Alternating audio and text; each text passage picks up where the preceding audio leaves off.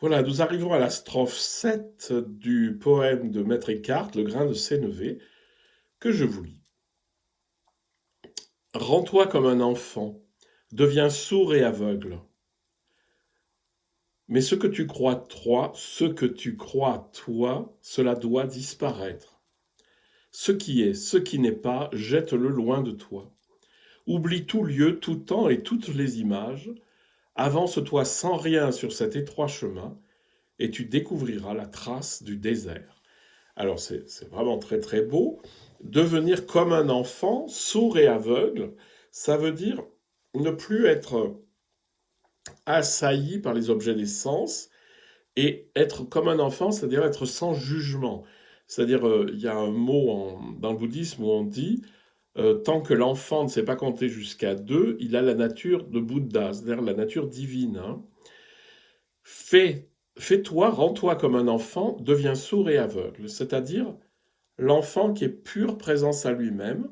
Imaginez-vous, revenez dans l'état où vous étiez dans votre berceau, où vous n'aviez pas encore le souci de votre déclaration d'impôt, et cet état de présence à vous-même, séparé de tout ce qu'on entend et de tout ce qu'on voit, c'est vers ça qu'on va. Mais ce que tu crois, toi, cela doit disparaître.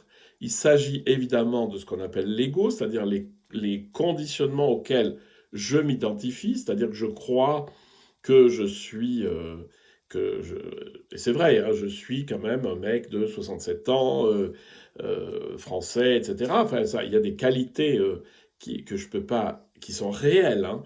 Mais l'expérience la plus profonde de moi-même que je peux faire, ça n'est pas, ça n'est pas ce moi-là. Hein. C'est-à-dire que plonger au fond dans cette conscience immense, le moi spécifique a plus de consistance.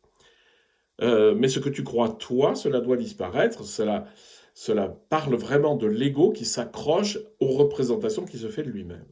Ce qui est, ce qui n'est pas, jette-le loin de toi. Alors, ce qui est, ce qui n'est pas, ça veut dire simplement le jugement que je me fais sur les choses, qui disent ça existe, ça n'existe pas, ceci c'est vrai, ceci n'est pas vrai. Tous ces jugements qu'on fabrique, on faut le jeter loin de soi.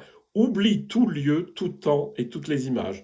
Alors, je vous souvenez, les lieux et le temps, c'est typique de la réalité matérielle, mais c'est pas la réalité matérielle en tant que telle, c'est les représentations intérieures que je m'en fais. Et toutes les images, évidemment, les images, c'est ce que je me fais de la réalité. C'est-à-dire qu'en moi, tout doit disparaître, non seulement l'attachement à l'ego, mais aussi toutes les représentations des choses.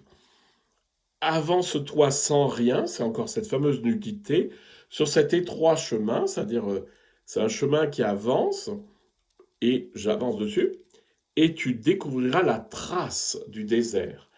Alors ce désert, c'est donc la conscience infinie qui m'habite, enfin que Eckhart a d'ailleurs tout à fait identifié avec Dieu, mais découvrir la trace du désert, c'est-à-dire qu'en se dépouillant de tout à l'intérieur de soi, on commence à trouver la trace de Dieu en nous, et c'est un phénomène qui avance doucement. C'est pour ça qu'il parle de trace, Spur.